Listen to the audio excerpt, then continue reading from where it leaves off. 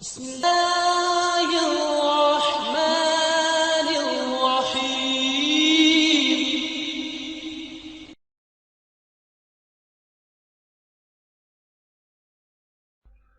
الحمد لله وكفى، السلام على من لا نبي بعده وعلى آله وأصحابه ومن والاه، أما بعد.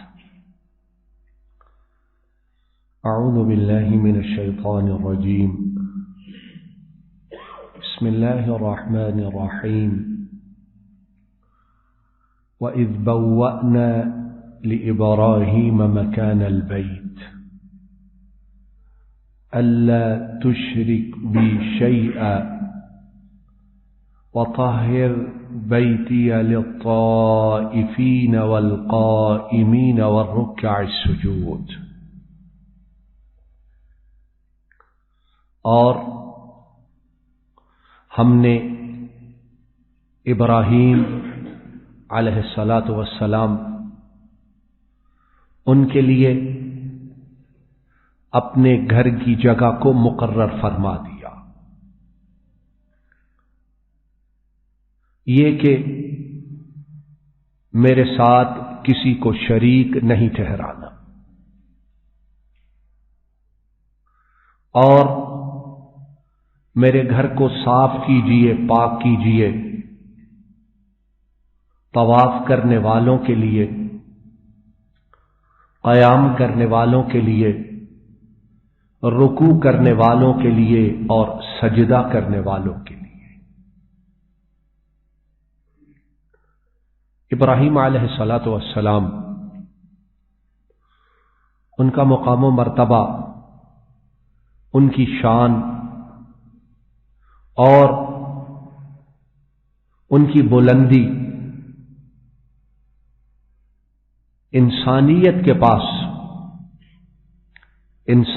کے پاس اس کو ناپنے کا کوئی آلہ اور ان کی بلندی اس کو سمجھنے کا کوئی طریقہ اور راستہ موجود نہیں جو مقام و مرتبہ اللہ نے انہیں عطا فرمایا تھا، اور جو مقام و مرتبہ انہیں ملا ان میں سے ایک ان کا مقام کیا تھا؟ وَاتَّخَذَ اللَّهُ إِبْرَاهِيمَ خَلِيلًا، کہ اللہ نے ابراہیم کو اپنا خلیل بنایا ہے۔ یہ نہیں فرمایا کہ ابراہیم نے اللہ کو خلیل بنایا ہے، بلکہ یہ فرمایا کہ اللہ نے ابراہیم کو اپنا خلیل بنایا ہے۔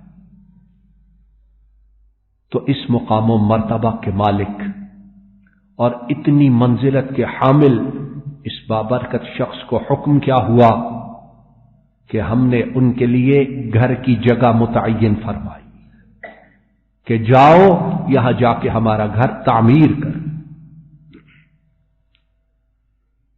تو مساجد، ان کی عظمت، ان کی بلندی، ان کا مقام و مرتبہ سمجھنے کے لیے اس کے علاوہ کوئی اور چیز نہ ہو تب بھی بہت کافی ہے۔ تو ابراہیم علیہ الصلاۃ والسلام جب انہیں حکم ہوا کہ جاؤ بناؤ تو کیا کیا؟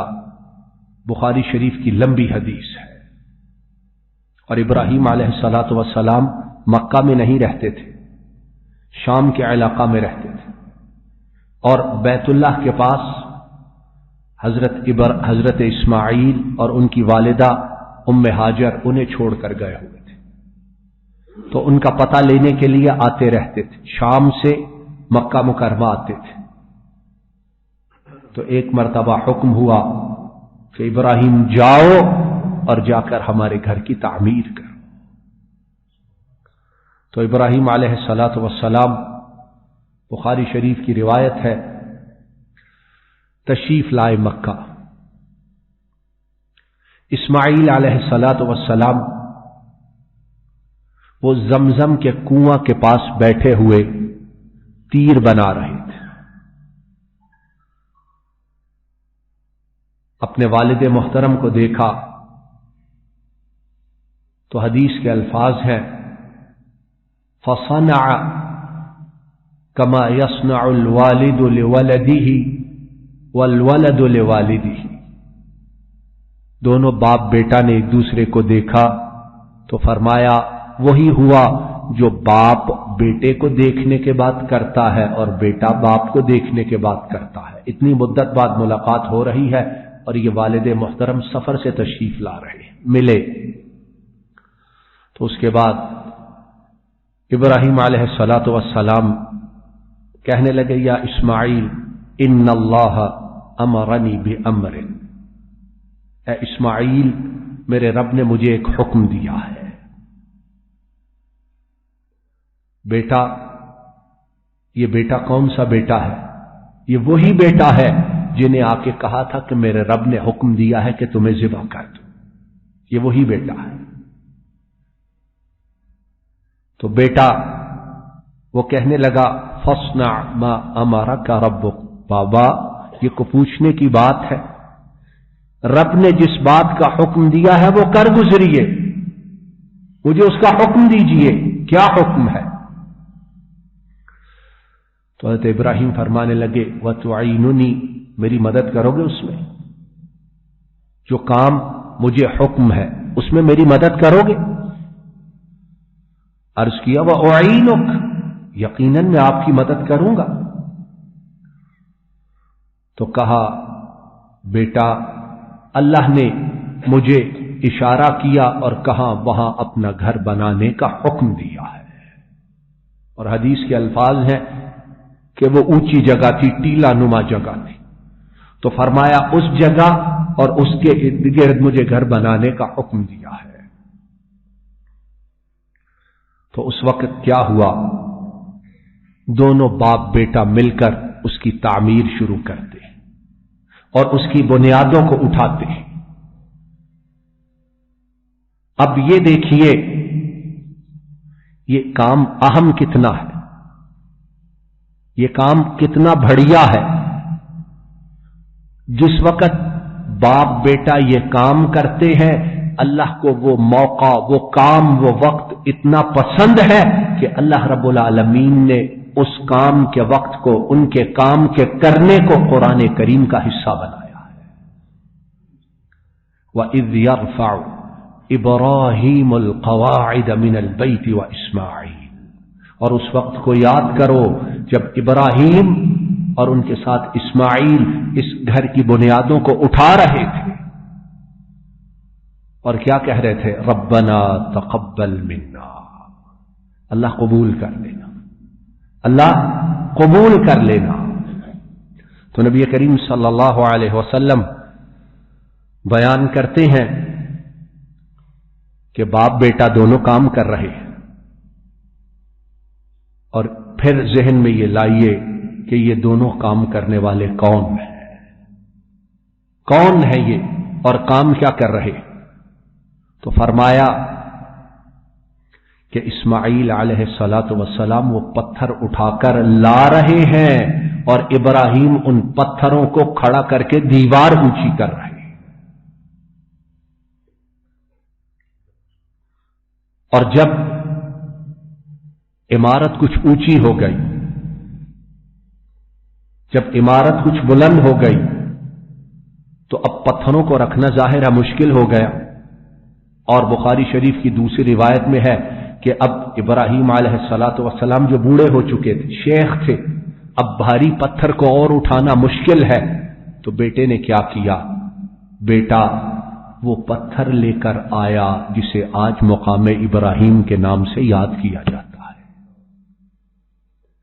अल्लाह पत्थर है वो, और दुनिया में कितने पत्थर हैं और कितने पत्थर हैं, लेकिन अल्लाह को वो पत्थर इतना पसंद आया कि वो पत्थर अब बैतुल्लाह का हिस्सा बन गया हुआ। और वो पत्थर इतना पसंद आया कि उमरा करने वाला, तवाफ करने वाला, हज करने वाला जब 2 रकत अदा करेगा तो उसके पास जाके अदा करेगा। और वो पत्थर इतना पसंद आया कि उस पे इब्राहीम अलैहिस्सलातु वस्सलाम उनके पांव के जो निशान पड़े, अल्लाह ने उन निशानों को कयामत तक के लिए महफूज फरमा लिया। حضرت اسماعیل وہ پتھر لے کر آئے کہ بابا اس پر کھڑے ہو جائیے. ابراہیم علیہ الصلوۃ والسلام اس پتھر پر کھڑے ہوتے ہیں، بیٹا پتھر پکڑا رہا ہے اور باپ دیواروں کے اوپر رکھ کے بیت اللہ کی دیواروں کو بلند کر رہے ہیں، اور ساتھ ساتھ یہ کہتے جا رہے ہیں ربنا تقبل منا انک انت السمیع العلیم. اللہ یہ قبول کر لینا، اللہ یہ قبول کر لینا، اللہ یہ قبول کر لینا، یقیناً آپ ہی بہت زیادہ سننے والے، بہت زیادہ جاننے والے ہیں. نبی کریم صلی اللہ علیہ وسلم فرماتے ہیں کہ وہ دونوں اس کو بناتے رہے، اس کو بناتے رہے، اور پھر اس کے بعد کیا ہوا؟ فرمایا حتی یدورا حول البیت، بناتے بھی رہے اور ساتھ اس کے گرد پھرتے بھی رہے، چکر بھی لگاتے رہے، اور ساتھ کہتے رہے ربنا تقبل منا انک انت السمیع العلیم. اللہ قبول کر لینا. اور اللہ کو ان کے چکر لگانے اتنے پسند آئے کہ اب بیت اللہ کا طواف ایک عبادت بن گیا ہے. بیت اللہ کا طواف ایک عبادت بن گیا ہے، اور 7 چکر لگاؤ اور اس کے بعد 2 نفل وہاں ادا کرو اس پتھر کے پاس جس پر کھڑے ہو کر ابراہیم نے اس کی دیواروں کو بلند کیا تھا. ربنا وجعلنا مسلمین لک ومن ذریتنا امة مسلمة لک وارنا مناسکنا وتب علینا انک انت التواب الرحیم. اور یہ مساجد کا بنانا، تعمیر کرنا، یہ کتنی بڑی بات ہے کہ ابراہیم علیہ الصلوۃ والسلام نے پھر دعا کی ربنا وابعث فیہم رسولا، اللہ ان میں اب رسول بھی بھیج. گھر بنایا ہے، اب ان میں رسول بھیج، انہی میں سے. تو اللہ رب العالمین نے اس دعا کا نتیجہ کیا نکالا، اس دعا کو قبول کیسے کیا کہ پھر اس جیسا نہ ان سے پہلے کوئی آیا نہ قیامت تک آئے گا. اور یہ دعا کی کب؟ جب اللہ کے گھر کو تعمیر کر رہے تھے. تو اللہ کے گھروں کو بنانا، اور نبی کریم صلی اللہ علیہ وسلم فرمایا کرتے کہ اے لوگو، میں اپنے بابا ابراہیم علیہ السلام کی دعا اور عیسیٰ علیہ السلام کی بشارت کا نتیجہ. اگر یہ بات، یہ حقیقت، یہ عظمت ہماری سمجھ میں آ جائے تو یقیناً ہم اپنے گھروں سے پہلے اللہ کے گھروں کو بنانے کی فکر کریں، اور کوشش ہو کہ اللہ کے گھروں کو بناتے جائیں اور اللہ جنت میں ہمارے لیے گھر بناتا جائے. اور پھر یہ خلیل الرحمن، خلیل اللہ، تو نبی کریم صلی اللہ علیہ وسلم جو اللہ کی مخلوق میں سب سے افضل ہے، سب سے بہترین ہے، جب آپ مدینہ تشریف لائے تو سب سے پہلا کام کیا کیا؟ سب سے پہلا کام کیا کیا؟ مسجد کو بنائے. مدینہ منورہ میں تشریف لائے تو جس جگہ آ کر آپ کی سواری رکی، بیٹھی سواری، تو ارشاد فرمایا کہ اب اسی جگہ کو ہم اپنا ٹھکانہ بنائیں گے، اسی جگہ کو رہنے کی جگہ بنائیں گے. لیکن وہاں رہنے کے لیے اپنے حجرے، اپنا ٹھکانہ بعد میں بنایا، پہلے مسجد نبوی کی تعمیر کو شروع کی. اور پھر نبی کریم صلی اللہ علیہ وسلم نے پوچھا یہ جگہ کس کی ہے؟ پتہ چلا 2 یتیم بچوں کی ہے جو بنو نجار سے، اور حضرت اسعد ابن زرارہ وہ ان کی نگہبانی، ان کی دیکھ بھال کر رہے. تو نبی کریم صلی اللہ علیہ وسلم آپ نے ان دونوں بچوں کو بلایا اور فرمایا ہاں بیٹو، یہ جگہ میں تم سے خریدنا چاہتا ہوں، بتاؤ اس کی قیمت کیا لوگے؟ تو وہ بچے کیا کہنے لگے؟ بل نہبہ لک یا رسول اللہ صلی اللہ علیہ وسلم، اللہ کے رسول صلی اللہ علیہ وسلم، ہم اس جگہ کے پیسے نہیں لیں گے، اس جگہ کو ہم ویسے ہی بطور ہدیہ، بطور ہبہ آپ کو دیتے ہیں، آپ اس پر اللہ کا گھر بنا لیجیے۔ نبی کریم صلی اللہ علیہ وسلم نے منظور نہ فرمایا بلکہ انہیں قیمت دی اور پھر اس کو لیا۔ اب جب اس کی تعمیر کی باری آئی، صحابہ کرام تعمیر کر رہے ہیں اور نبی کریم صلی اللہ علیہ وسلم وہ بھی ساتھ شامل ہیں۔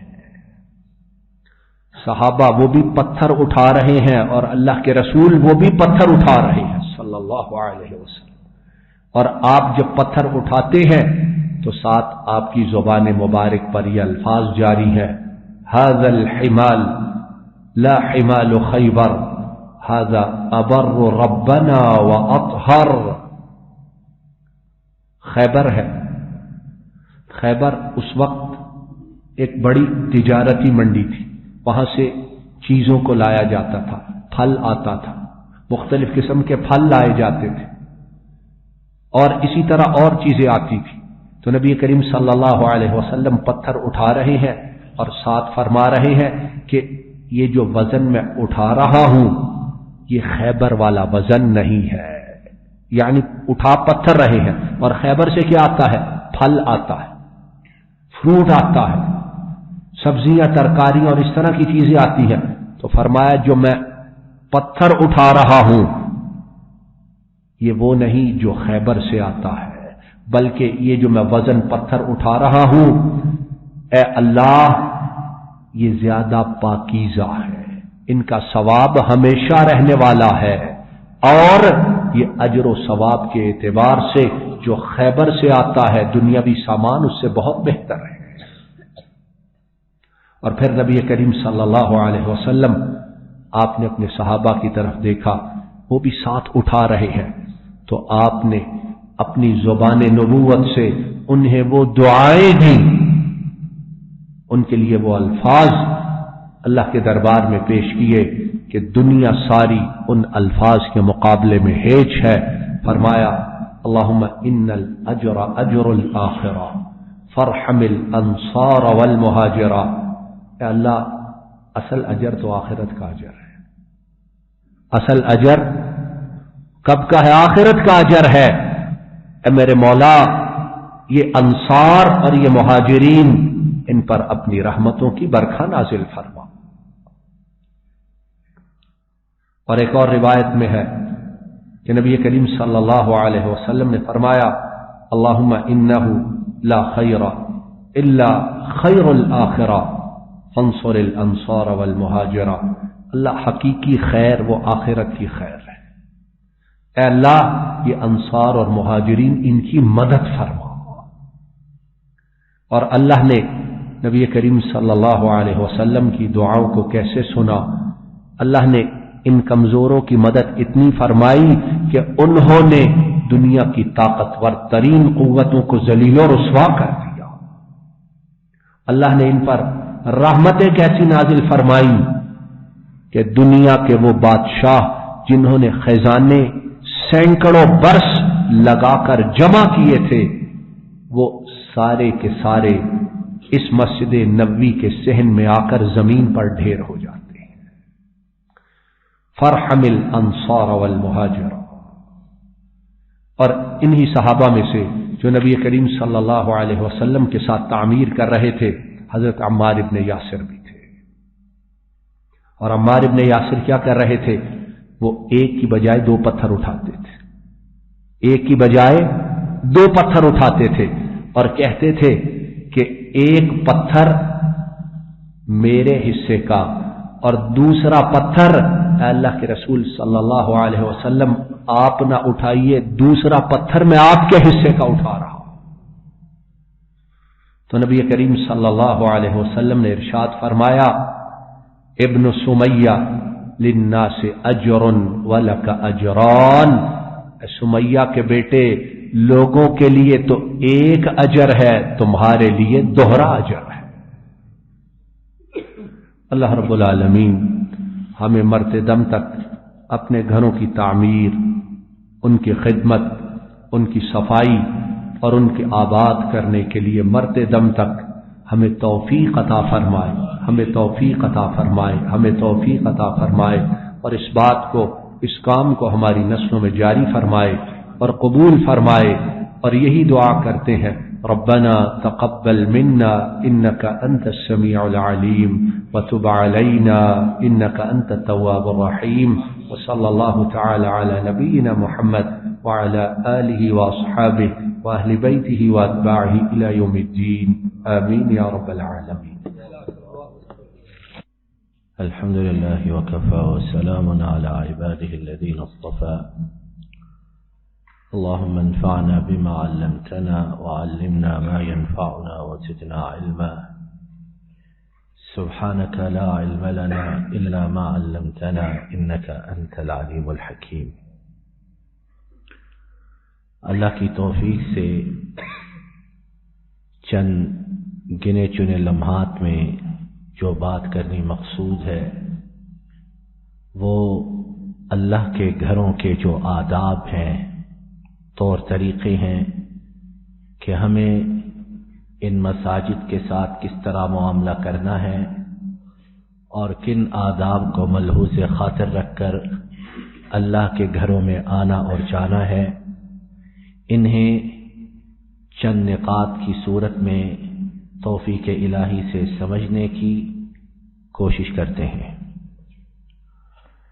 اور اللہ تعالیٰ سے یہ التجا اور فریاد ہے کہ جو بات بھی ان کی محض توفیق اور فضل و کرم سے کریں اس پر ہمارا عمل بھی ہو، اور پھر ہم اخلاص کے ساتھ ان باتوں کو لوگوں میں آگے پھیلائیں تاکہ تمام لوگ صحیح طریقے سے اور قرآن و سنت کے سائے تلے مساجد کے ساتھ معاملہ کریں۔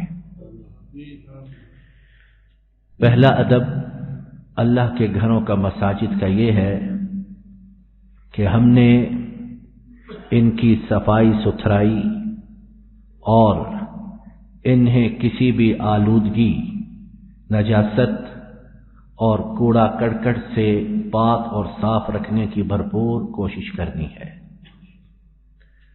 ابھی اس وقت اللہ کی توفیق سے میرے سامنے ہر ادب اس کی دلیل حدیث پاک کی صورت میں یا اس سے پہلے قرآن پاک کی صورت یا آیات کی صورت میں موجود ہے، لیکن وقت کے پیش نظر صرف ہم اس کے اردو ترجمے پر اکتفا کرتے ہیں تاکہ اللہ کی توفیق سے زیادہ بات کو ہم سن بھی سکیں، سمجھ بھی سکیں اور عمل کرنے کے لیے تیار بھی ہو جائیں۔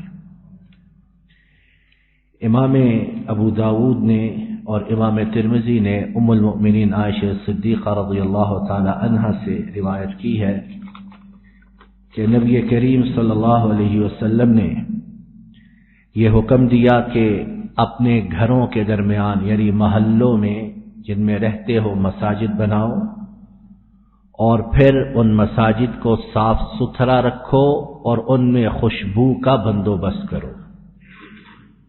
ہمارے گھر تو خوشبوؤں سے معطر رہے اور اللہ کا گھر وہ اس چیز سے محروم رہے تو اللہ کو یہ بات پسند نہیں ہے۔ تو پہلا ادب یہ کہ ہم نے مساجد کی صفائی ستھرائی کا حتی الامکان خیال رکھنا اور اس میں خوشبو کا بہت زیادہ اہتمام کرنا ہے۔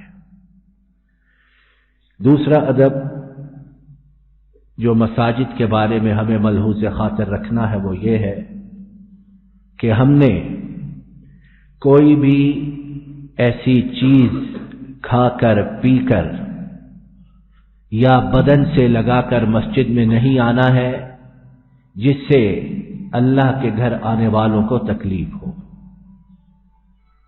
اور یہاں اس بات کی مثال سننے سے پہلے ہمارے وہ بھائی جو سگریٹ نوشی کرتے یا اس طرح کی چند دوسری عادات میں مبتلا ہیں، انہیں ہم مسجد آمد پر خوش آمدید کہتے ہیں،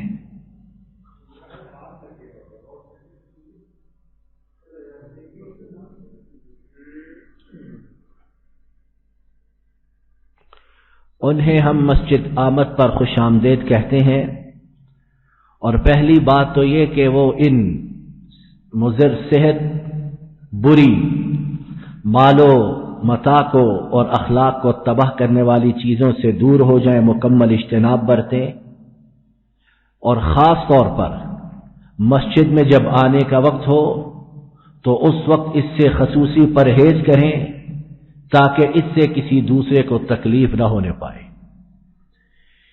امام بخاری اور امام مسلم نے نبی رحمت صلی اللہ علیہ وسلم سے حدیث پاک روایت کی کہ جس نے پیاز لہسن کھایا تو وہ ہم سے دور ہو جائے، اور بعض الفاظ میں ہماری مسجد سے دور ہو جائے اور اپنے گھر میں بیٹھے۔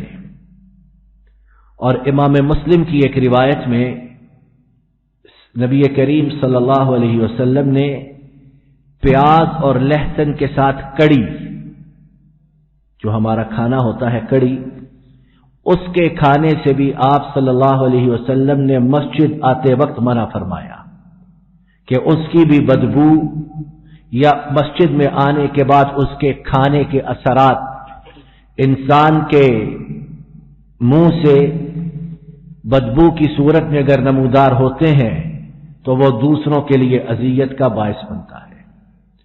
تو دوسرا ادب یہ کہ ہر اس چیز سے اجتناب جس سے ہمارے دوسرے مسلمان نمازی بھائیوں کو تکلیف اور اذیت پہنچے۔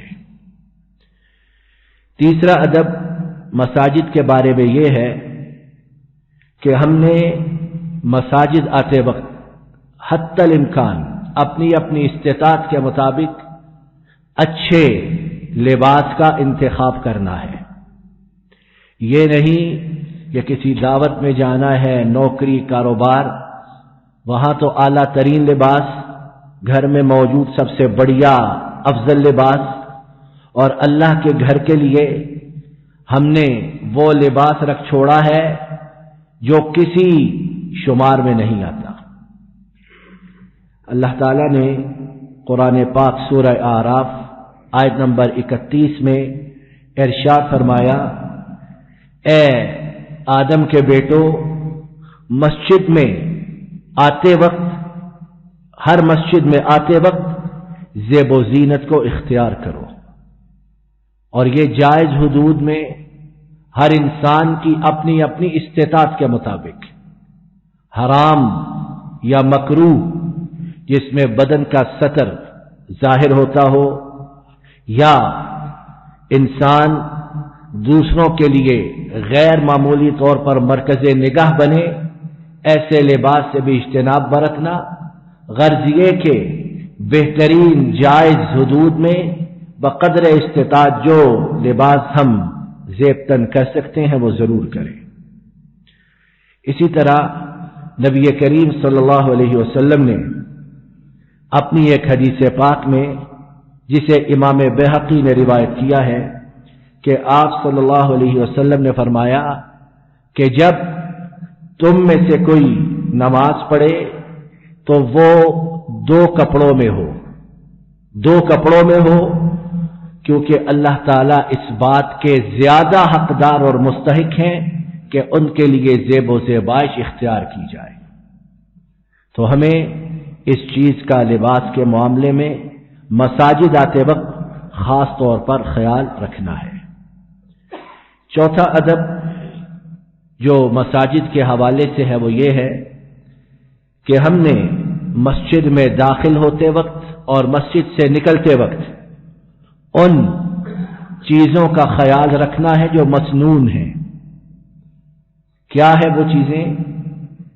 امام حاکم نے حضرت انس بن مالک رضی اللہ عنہ سے روایت کی ہے، وہ کہتے ہیں کہ نبی کریم صلی اللہ علیہ وسلم کی سنتوں میں سے ایک یہ ہے کہ جب تم مسجد میں داخل ہونے لگو تو دایاں پاؤں اندر رکھو، اور جب باہر نکلنے لگو تو تمہارا بایاں قدم جو ہے وہ پہلے باہر ہو۔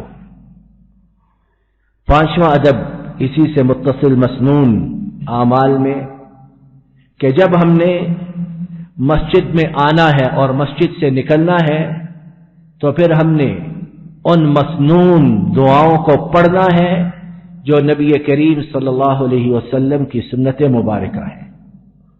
امام ابو داؤد نے حدیث پاک روایت کی کہ نبی رحمت صلی اللہ علیہ وسلم نے ارشاد فرمایا کہ جب تم میں سے کوئی مسجد میں داخل ہونے لگے تو وہ نبی کریم صلی اللہ علیہ وسلم پر درود و سلام بھیجے اور پھر کہے کہ اللہ میرے لیے اپنی رحمت کے دروازوں کو کھول دینا، اور جب باہر نکلنے لگے تو پھر کہے اے اللہ میں آپ سے آپ کے فضل کا سوال کرتا ہوں۔ اور بہت سی مساجد میں دروازوں سے باہر اندر داخل ہونے کی یہ دعا اور اندر سے باہر جاتے وقت نکلنے کی یہ دعائیں لکھی ہوتی ہیں، تو ہمیں ان چیزوں کا اہتمام کرنا ہے۔ چھٹا ادب مساجد کا یہ ہے کہ جب بھی کوئی مسجد میں آئے، نماز کے لیے آئے، قرآن پاک پڑھنے پڑھانے، دین کی بات سننے سنانے کے لیے، تو ایک ادب یہ کہ ہم نے تحیت المسجد کا اہتمام کرنا ہے۔ اور تحیت المسجد سے کیا مراد ہے کہ ہم نے 2 رکعت پڑھ کے پھر مسجد میں اپنے کام کے لیے بیٹھنا ہے، اور یہ 2 رکعت ایسی ہیں کہ جمعہ کا خطبہ جو سننا انتہائی واجب اور ضروری، اور جس کے دوران کنکر کو ہلانا، دوسرے کو کہنا کہ چپ رہو، یہ بھی غلط، اس وقت بھی کوئی آئے تو وہ بھی ہلکی پھلکی 2 رکعتیں پڑھ کر پھر بیٹھے۔ امام بخاری نے نبی رحمت صلی اللہ علیہ وسلم سے روایت کی ہے کہ آپ صلی اللہ علیہ وسلم نے فرمایا تم میں سے جب بھی کوئی مسجد میں داخل ہو تو 2 رکعت پڑھے بنا وہ نہ بیٹھے، حتیٰ کہ جب اوقات ممنوع ہوتے ہیں، جب اوقات ممنوع مغرب عصر سے مغرب تک یا اس کے علاوہ اور اوقات، اس وقت بھی اگر کوئی مسجد میں آئے تو اس کے لیے بھی یہ گنجائش موجود ہے کہ وہ 2 رکعت پڑھے اور پھر بیٹھے۔ 7ویں بات مساجد کے آداب میں سے کہ ہمارے دین میں خواتین ان کے لیے مساجد میں آنے کا کہا گیا، جائز قرار دیا گیا اور بعض مواقع پر ترغیب دی گئی ہے۔ امام مسلم نے حضرت عبداللہ ابن عمر رضی اللہ تعالی عنہما سے روایت کی کہ آپ صلی اللہ علیہ وسلم نے فرمایا کہ جب خواتین تم سے مسجد میں آنے کی نمازوں کے لیے اجازت طلب کریں تو انہیں روکنا نہیں، اجازت دو۔ ہاں اس معاملے میں جو شرائط، قیود، حدود موجود ہیں، شرعی آداب کی پابندی، ان کا ماننا انتہائی ضروری، اور ان میں سے ایک ادب جو خواتین کے لیے انتہائی ضروری ہے وہ کیا ہے کہ مساجد میں باپردہ انتظام ہو، خواتین خود بھی باپردہ ہوں، اور بہت اہم بات کہ مساجد آتے وقت خوشبو کا استعمال نہ کریں۔ بازاروں میں جائیں، دوسروں کے گھروں میں جائیں، کہیں جائیں، اس وقت بھی یہ ناجائز، لیکن اللہ کے گھروں میں آتے وقت خصوصی طور پر اس کا خیال رکھنا ہے اور اس سے اپنے آپ کو دور اور محفوظ رکھنا ہے۔ امام مسلم نے نبی کریم صلی اللہ علیہ وسلم سے روایت کی ہے کہ آپ صلی اللہ علیہ وسلم نے فرمایا کہ جو عورت خوشبو لگاتی ہے تو اس کے لیے یہ بات ٹھیک نہیں، درست نہیں، جائز نہیں کہ وہ ہماری عشاء کی نماز میں شریک ہو۔ تو منع کیا گیا، روکا گیا، اور اس سے اللہ کی توفیق سے فتنوں کا سدباب اور مساجد آنے جانے کی آڑ میں جو خرابیاں، فساد پیدا ہوتے ہیں، اس کا بخوبی سدباب کیا گیا ہے۔ 8ویں بات مساجد کے ادب کے حوالے سے یہ ہے کہ مساجد کے اندر اپنی گمشدہ چیزیں، کسی کی کوئی چیز گم ہو گئی ہے تو اس کا اعلان نہیں کرتے پھرنا۔ مساجد کوئی سبزی منڈی ہے، کوئی مرکز ہے، کوئی ٹرکوں کا اڈا ہے، اللہ کے گھر ہیں، یہاں اپنی گم شدہ چیزیں ان کا اعلان نہیں کرنا ہے۔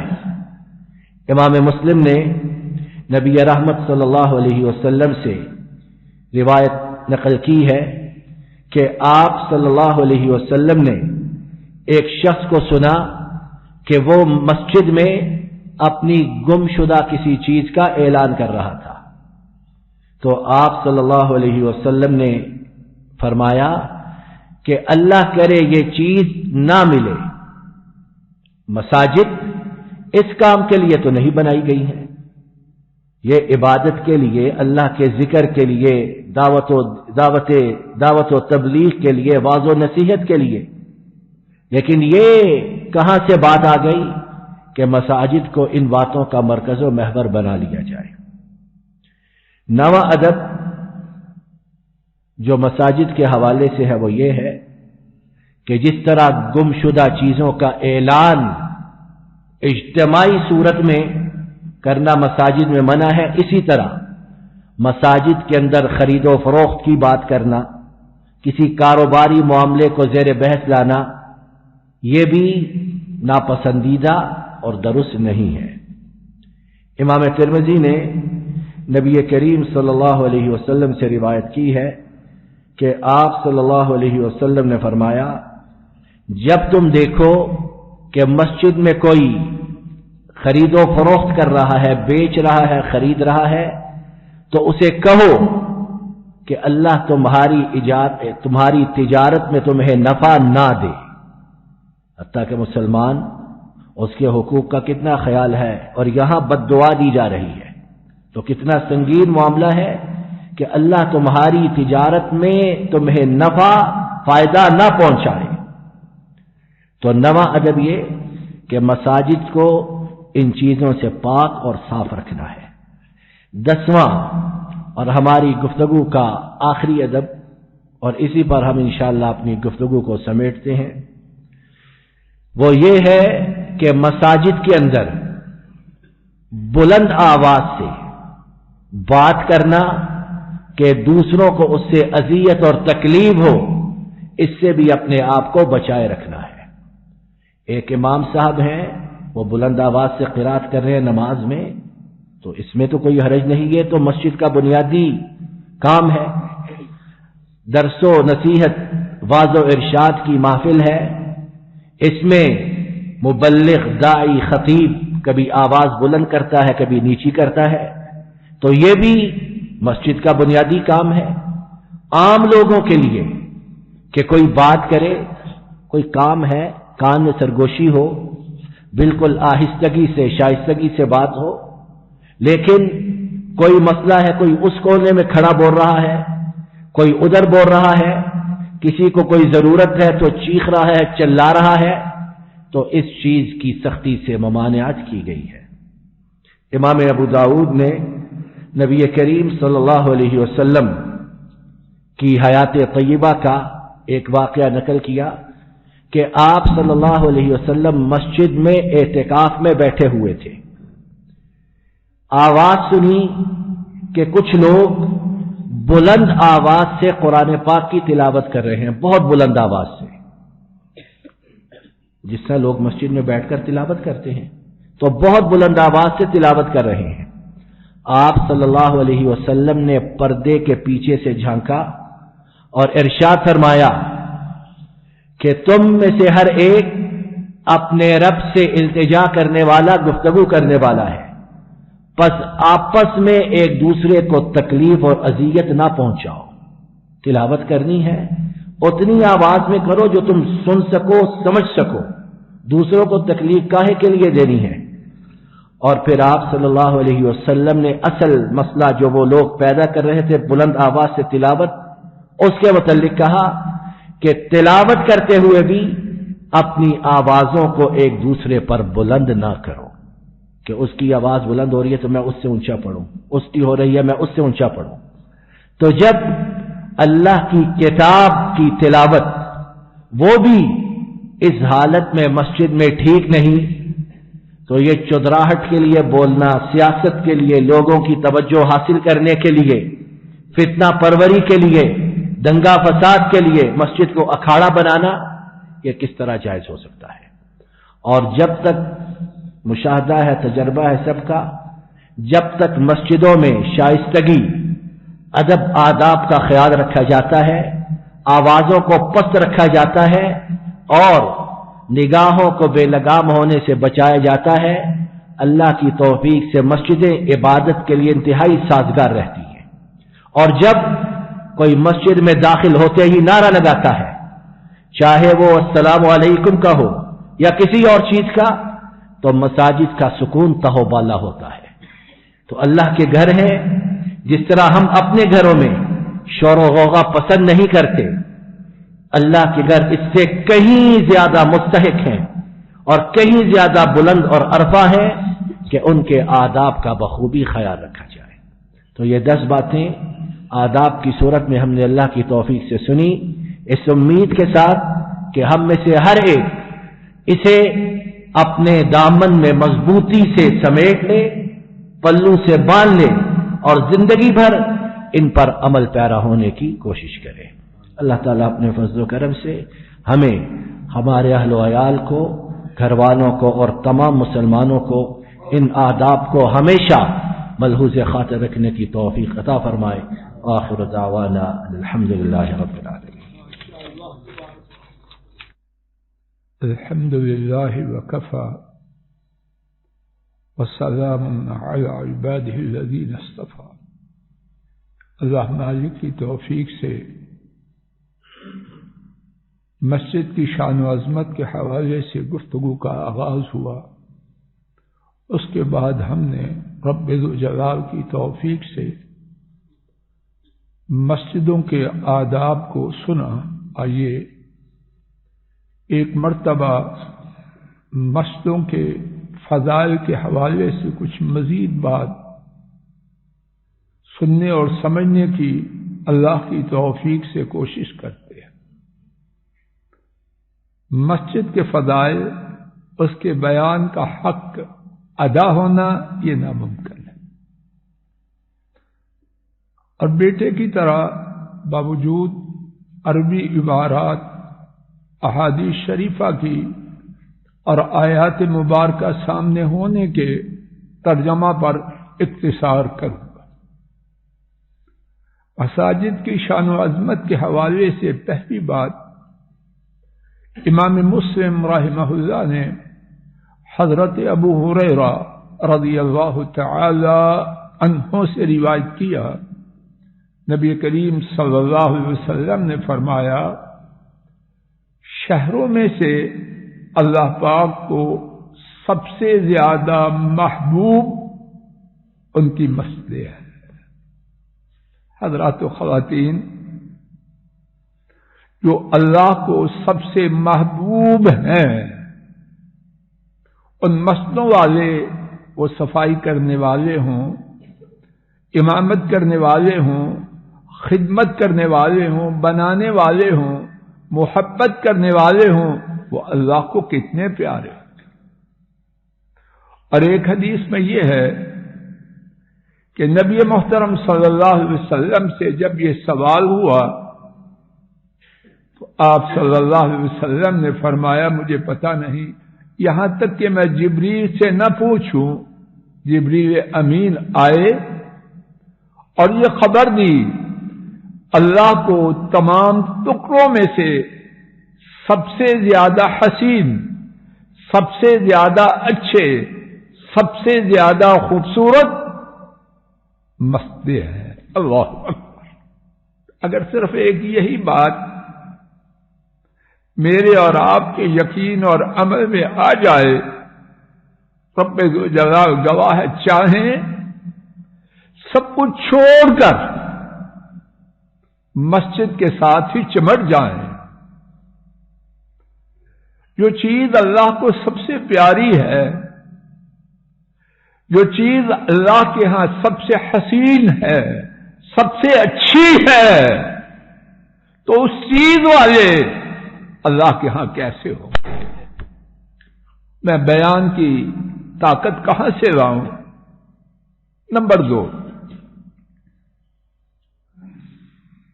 مسجد، اس کی شان و عظمت۔ مسجد دور ہے، ابھی بندہ مسجد میں نہیں، مسجد سے دور ہے، لیکن دل مسجد کے ساتھ ہے۔ حضرات و خواتین توجہ فرمائیے، دل مسجد کے ساتھ ہے، مسجد میں نہیں۔ قاضی صاحب مسجد میں نہیں، کہاں ہے؟ جہاں بھی ہے، فضا میں ہے، سمندر میں جا رہا ہے، صحرا میں ہے، اپنے بیڈ روم میں ہے، جاب میں ہے، کہیں بھی ہے، اگر اس کا دل مسجد سے لٹکا ہے، کیا ہے اس کے لیے؟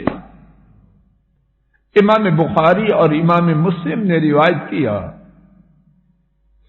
حضرت ابو ہریرہ رضی اللہ تعالی عنہ روایت کرتے ہیں، 7 اقسام کے لوگ روز قیامت جب کوئی سایہ نہ ہوگا،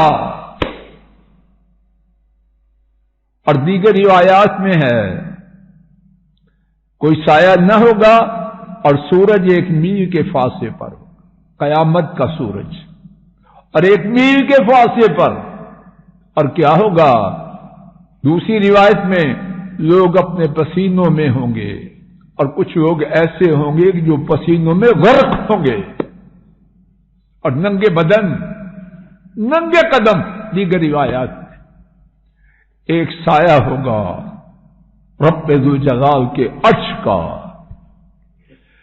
7 اقسام کے لوگ اس سایہ کے نیچے ہوں گے۔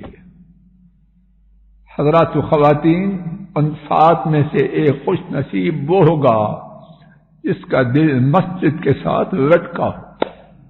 اللہ اکبر۔ اور امام مالک کی روایت الموطا میں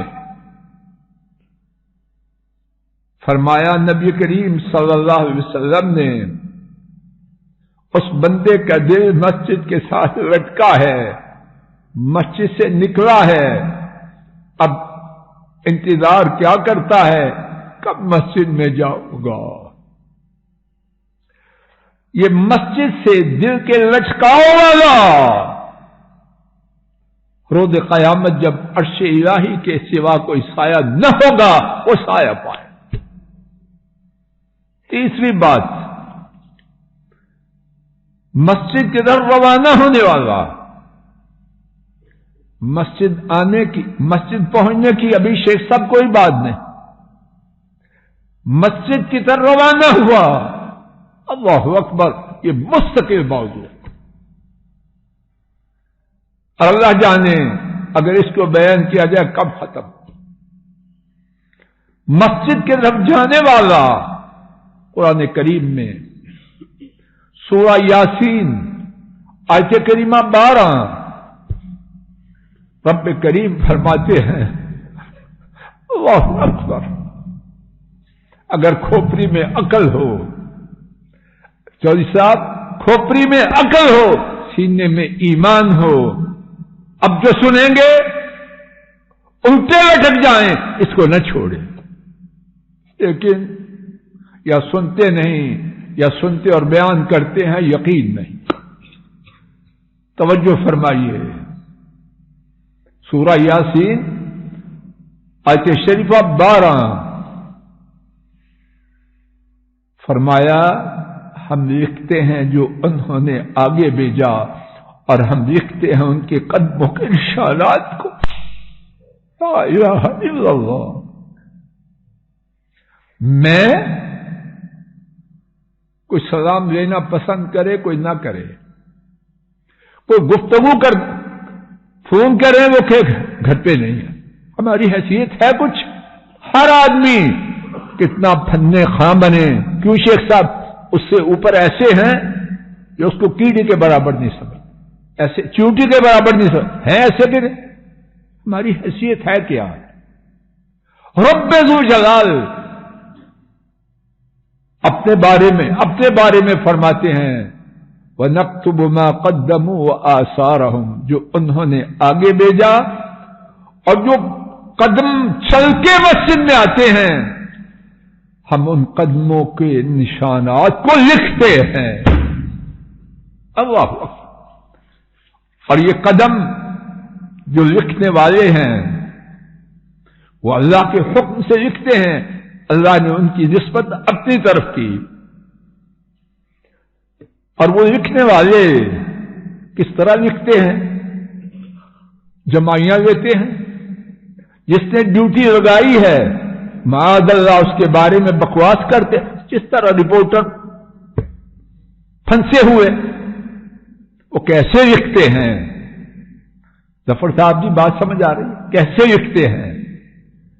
امام ترمذی نے حضرت ابن عباس رضی اللہ تعالی عنہما سے روایت کیا،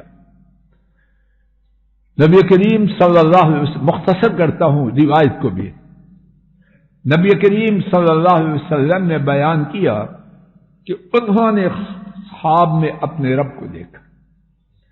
اللہ تعالی نے سوال کیا، اے محمد صلی اللہ علیہ وسلم وہ کون سے اعمال ہیں جن میں مقرب فرشتے، عام فرشتے نہیں، کون سے فرشتے بولو، اور مقرب کا معنی برگزیدہ، جن کے بارے میں برگزیدہ فرشتے آپس میں جھگڑا کرتے ہیں۔ جھگڑا مختلف وہ کس چیز میں کرتے ہیں؟ بابا کوئی ردی چیز لے آئے تو بچے اس کے لینے میں جھگڑا کرتے ہیں، کیوں ملک صاحب؟ کس میں کرتے ہیں؟ جو سب کو پسند، ایسے ہی شیخ صاحب نے جن کے بارے میں مقرب فرشتے جھگڑا کرتے، نبی پاک صلی اللہ علیہ وسلم نے فرمایا ہاں پتا ہے، اور ان کا نام ہے کفارات۔ بولو سب کیا نام ہے؟ اور پھر اللہ کی انگنت لا تعداد رحمتیں ہوں ان پر۔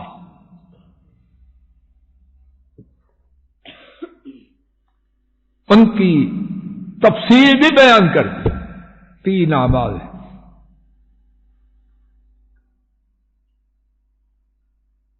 ایک نماز کے بعد دوسری نماز کا انتظار کرنا، اور دوسری بات براہ راست ہمارے موضوع کے ساتھ، اس بات کا تعلق بھی مسجد سے جائے گا نہیں، دوسری بات براہ راست توجہ فرمائیے کیا بات ہے؟ پیدل چل کے مسجد میں جانا جماعت کے ساتھ نماز کے لیے۔ حضرات اگر مجھے آپ کو اس کا یقین ہو جائے جماعت سے رہنا ہم پر آسان ہو، کیوں محمد علی صاحب؟ یقین نہیں ہے، بولتے ہیں یا اللہ یقین دے دے، یا جانتے ہی نہیں۔ پیدل چل کے جماعت کے ساتھ جانا یہ کون لکھتے ہیں؟ بولو۔ اور صرف لکھتے ہیں نہیں، کیا کرتے ہیں؟ آپس میں جھگڑتے ہیں۔ کیوں جھگڑتے ہیں؟ تفصیل یہ ہے، ہر مقرب فرشتہ چاہتا ہے میں لکھوں، اور کیا کروں؟ ان کے پاس لے کے خود پہنچوں، دوسروں سے پہلے، جنہوں نے سورہ یاسین میں فرمایا وَنَكْتُبُ مَا قَدَّمُوا وَآثَارَهُمْ، ہم ان کے قدموں کو لکھتے ہیں، ہم ان کے قدموں کے نشانات کو لکھتے ہیں۔ اور بس یہی ہے؟ نہیں، عیسیٰ میں سن لیجیے پھر دیکھیے اور کیا فرمایا۔ تیسرا عمل، جب دل نہ چاہے پورا وضو کرنا۔ اب ان 3 اعمال کی مزید شان سنی۔ ایک تو ہو گئی کون لکھتے ہیں، نمبر 1 اس سے پہلے وہ کیا تھا؟ ان کا نام کیا ہے؟ کفارات، گناہوں کو دور کرنا۔ تیسری بات فرمایا ان کے کرنے والا، یعنی ان 3 اعمال کے کرنے والا، اور ان میں دوسرا عمل کیا تھا؟ بولو، وہ جو ان تین اعمال کے کرنے والا جب تک زندہ رہے گا خیریت سے زندہ رہے گا، اور جب موت آئے گی، مرنا ہے کہ نہیں، تو موت بھی خیریت سے آئے گی۔ اور اپنی موت کے دن کیسے ہوگا؟ فرمایا اپنی موت کے وقت، یہ تشریح میں ہے، ترجمہ یہ ہے، اور وہ اپنے گناہوں سے اس طرح ہوگا جس طرح ماں کے ہاں پیدا ہونے کے دن تھا۔ اور ان تین کاموں میں سے زور سے کہیے ایک کیا ہے؟ پیدل چل کے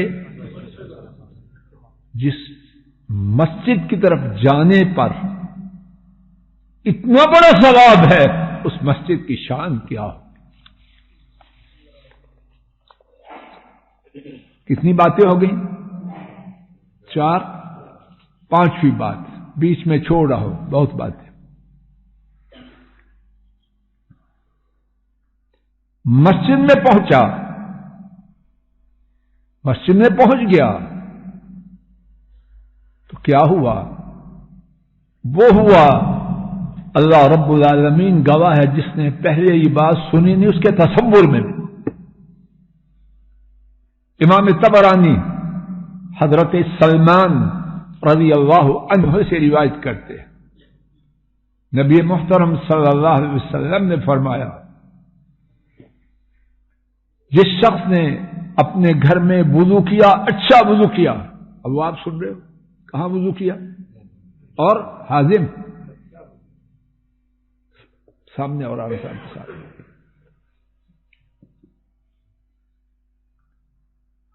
معاف کرنا، اکروا پرولی تو ہے ہی نا۔